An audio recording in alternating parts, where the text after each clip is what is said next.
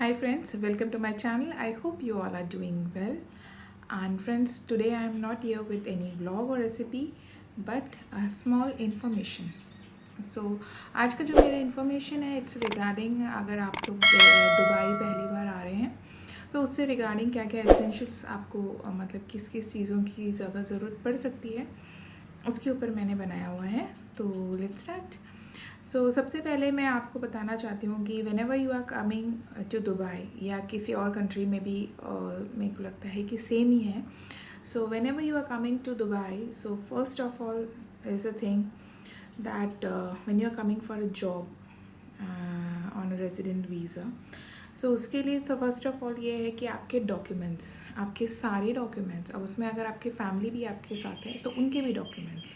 तो सबसे पहले तो जैसे अगर आप दुबई आ रहे हैं तो सबसे पहले आपको डॉक्यूमेंट्स में क्या चाहिए, वो है आपका पासपोर्ट। ठीक है, आपका पासपोर्ट होना चाहिए।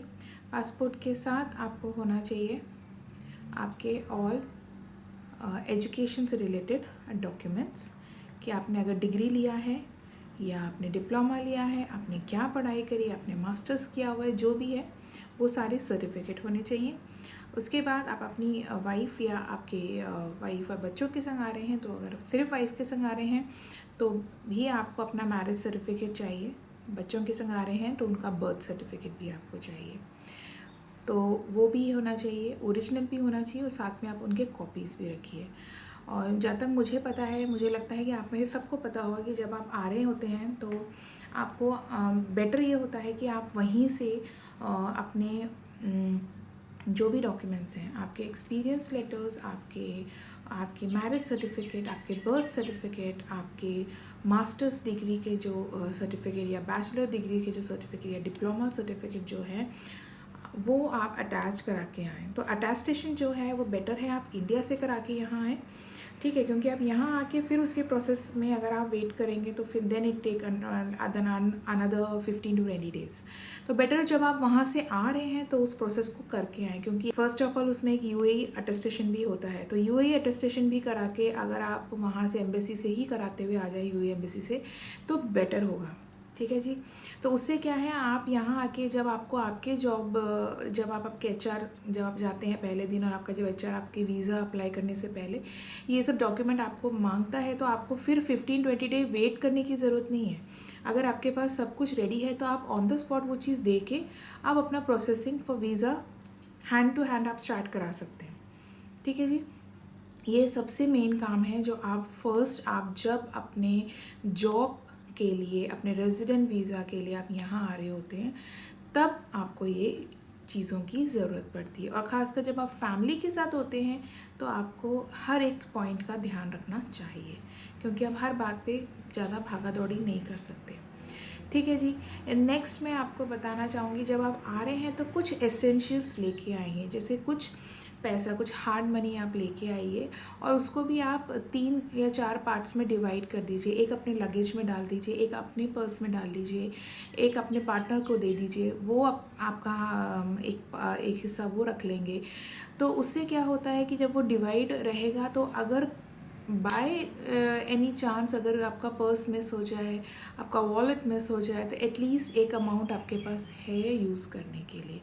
ठीक है, वरना आप क्या करोगे, आप एक ही जगह वो अमाउंट पूरा रखा हुआ है तो आप पैनिक कर जाओगे जब वो चीज़ मिस हो जाती है। ठीक है, तो ये भी एक बहुत इंपॉर्टेंट पॉइंट है कि जब आप ट्रैवल कर रहे हैं तो कभी भी मनी को एक साथ ना रख के कुछ हिस्सों में डिवाइड करके अलग अलग जगह में रखें। ठीक है। देन अगर आप पहली बार फैमिली के साथ आ रहे हैं तो सबसे ज़्यादा इम्पॉर्टेंट ये है कि मेडिसिन्स अगर आप कोई कैरी कर रहे हैं, जैसे बच्चों के साथ हैं तो खांसी जुकाम की, हल्का सा बुखार आ गया उसकी, या आप अपने खुद के लिए भी कोई मल्टीविटामिन्स ले रहे हैं, बच्चों को कोई मल्टीविटामिन्स दे रहे हैं, तो वो ट्राई करें कि आप वो इंडिया से ही लेते हुए लाएँ। वो इंडिया से आप लेके आएंगे, फ़र्स्ट ऑफ ऑल आपको पॉकेट फ्रेंडली रहेगा, क्योंकि यहाँ देखो मेडिसिन के कॉस्ट थोड़ी ज़्यादा तो है ही, आपको मानना पड़ेगा। तो जब आप इंडिया से आएंगे और आप वो चीज़ लेके आ रहे हैं अपने संग, तो वहीं पे आपको ये होगा कि आपके पास ऑलरेडी अपने डॉक्टर का प्रिस्क्रिप्शन है। तो आप जब लेके आ रहे हैं तो आप प्रिस्क्रिप्शन भी साथ लाएं, ताकि आपको एयरपोर्ट पे कोई प्रॉब्लम फेस ना करना पड़े। ठीक है जी। उसके बाद क्योंकि मल्टीविटामिन्स वगैरह यहाँ बहुत कॉस्टली हैं, तो वो आपको इंडिया से जब आप लाएंगे तो थोड़ा सा चीपर पड़ेगा, मेरा ओपिनियन ऐसा है। ठीक है, उसके अलावा जब आप आ रहे हैं अपने फैमिली के साथ तो आप कोशिश करें जैसे कुछ बेसिक यूटेंसिल्स, मतलब जैसे आप प्रेशर कुकर हुआ, और अगर आप रोटी के बहुत शौकीन हैं तो चकला बेलन यहाँ मिलता है, नहीं मिलता है मैं ऐसा नहीं बोलूँगी, सब कुछ यहाँ मिलता है। बट एक चीज़ होती है ना कि आप आते ही तो शॉपिंग नहीं जाओगे ना, तो आप जब आए हो तो कुछ बेसिक नीड वाली चीज़ें अपने साथ ले आएँ। जैसे आप प्रेशर कुकर अगर आप ले आ रहे हैं अपनी ज़रूरत का, तो उसमें ऑलमोस्ट सब्जी बन जाती है, चावल बन जाता है, सब कुछ ही बन जाता है। ठीक है, एक चकला बेलन ले आए, एक तवा ले आए, तवा नहीं भी लाना चाह रहे हो तवा यहाँ मिल जाएगा आपको। एक चकला बेलन ले आए, थोड़ा सा कंफर्ट रहता है किसी किसी को, स्पेशली फॉर लेडीज़, जो वाइफ्स जो आपके संग आ रही होती है उनको थोड़ा सा कंफर्ट रहता है। थोड़ा वो क्या, लेडीज़ कुछ लेडीज़ थोड़ी चूज़ी होती हैं कि नहीं हमको तो पतला वाला बेलन ही चाहिए, हमें मोटा वाला बेलन की आदत नहीं है, तो वो थोड़ा सा होता है ना। तो अगर आप वो चीज़ भी लेके आओ तो आपको आते ही परेशानियाँ फेस ज़्यादा नहीं करनी पड़ेंगी। दूसरा क्या है, आप थोड़े से स्पाइसेस अपने साथ लेके आ जाएं। जैसे अब यहाँ पर मैं ये नहीं बोलूँगी आपको स्पाइसेस नहीं मिलता, मैं आपको बता रही हूँ हर चीज़ यहाँ अवेलेबल है, यहाँ नहीं वर्ल्ड के हर कोने में आजकल everything is available. But when it comes to cost, हाँ थोड़ा ज़्यादा है। तो मैं ये एडवाइस करूँगी कि जब आप पहली बार यहाँ आ रहे हैं तो ये बेसिक नीड कि आपके 10 से 15 दिन निकल जाए उतना आप सामान लेके आएँ, ताकि फिर जब आप थोड़ा सा अपने अड़ोस पड़ोस की चीज़ें जब एक्सप्लोर करोगे, जब आपको समझ में आने लगेगा, कुछ लोगों से आप अपने अड़ोस पड़ोस वालों से बातें करना शुरू करोगे, फिर उनसे जानकारी मिलेगी आपको, तब आप जाके आपको जब ये पता लगे कौन सी चीज़ बेटर कहाँ मिलती है, तब आप जाके उस चीज़ को ख़रीदोगे, तो वो मेरे हिसाब से ज़्यादा बेटर होगा। आते ही आप भागा दौड़ी में कुछ भी सामान कहीं से भी उठा लाओगे, फिर हो सकता है वो चीज़ अच्छा ना भी निकले, और अच्छी निकल भी जाए, इट्स लाइक दैट।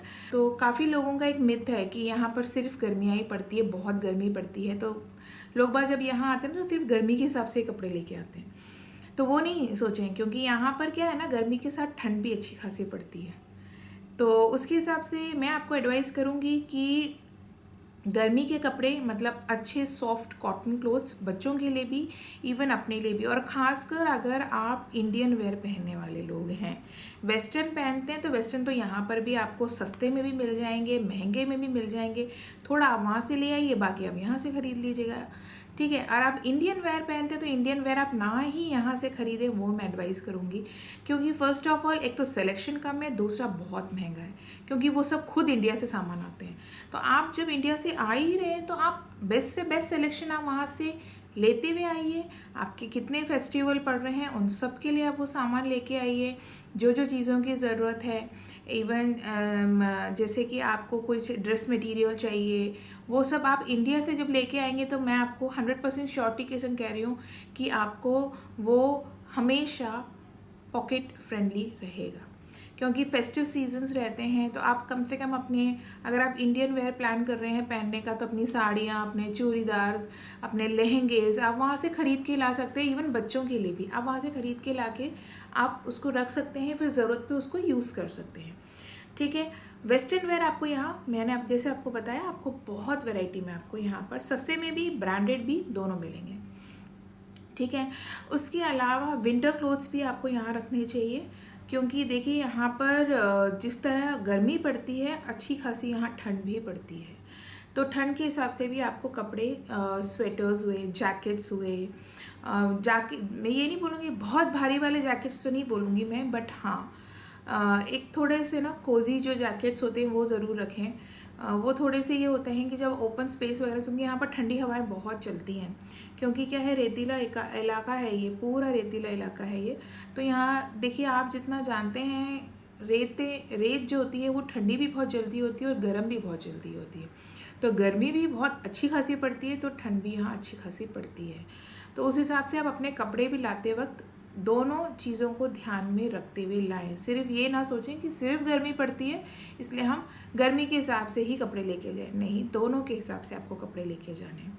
ठीक है, और जब आप यहाँ आ रहे हैं, जैसे कई लोगों का ये मानना है कि ये गल्फ़ कंट्री है तो बहुत स्ट्रिक्ट होगा, ये है, नहीं ऐसा नहीं है। स्ट्रिक्ट है, कुछ चीज़ों के लिए है, ये मैं ये नहीं बोलूँगी, बट डज़ंट मीन कि हर चीज़ में आपको कोई टोका टोकी नहीं करने आएगा। ठीक है। आप थोड़ा सा आप अपने हिसाब से, अगर जैसे आप चाहे वो क्लोथिंग में हो, ये नहीं है, कई लोगों का क्वेश्चन होता है कि आपको दुबई में भी क्या अबाया पहनना पड़ता है, तो नहीं, ऐसा नहीं है। आप जो पहनना चाहें यहाँ पर वेस्टर्न वेयर्स वगैरह आप पहन सकते हैं, इंडियन वेयर पहन सकते हैं, कुछ भी पहनिए, कोई आपको मना नहीं करता है। बाकी there is nothing to be worried when आप यहाँ आ रहे होते हैं, कोई टेंशन वाला नहीं है यहाँ पर चीज़। Everything is very good. See rules and regulations are there everywhere, चाहे हम इंडिया में रहें, चाहे हम पाकिस्तान में रहें, चाहे हम यूएई में रहें या किसी यूरोपियन कंट्री में रहें, कहीं भी रहें, वहाँ के अपने रूल्स एंड रेगुलेशन है, तो वो ज़रूर मानना पड़ता है। Otherwise I don't feel any other issues are there. ठीक है, तो आई होप कि मैंने बेसिक सारी चीज़ें इसमें कवर कर ली है। तो अगर फिर भी आपको कोई चीज़ लगता है कि मैंने मिस कर दी है इसमें, तो ज़रूर मुझे बताइएगा, तो मैं 100% एक और वीडियो इसके लिए बनाऊंगी। ठीक है, तो मैं यहीं पे इस वीडियो को फिनिश करती हूँ और मैं आपसे मिलूँगी एक नई वीडियो के साथ। तब तक bye, take care, love you all. I hope you liked my video, so don't forget to subscribe, hit the notification bell, like, share with your friends and family. So bye, take care.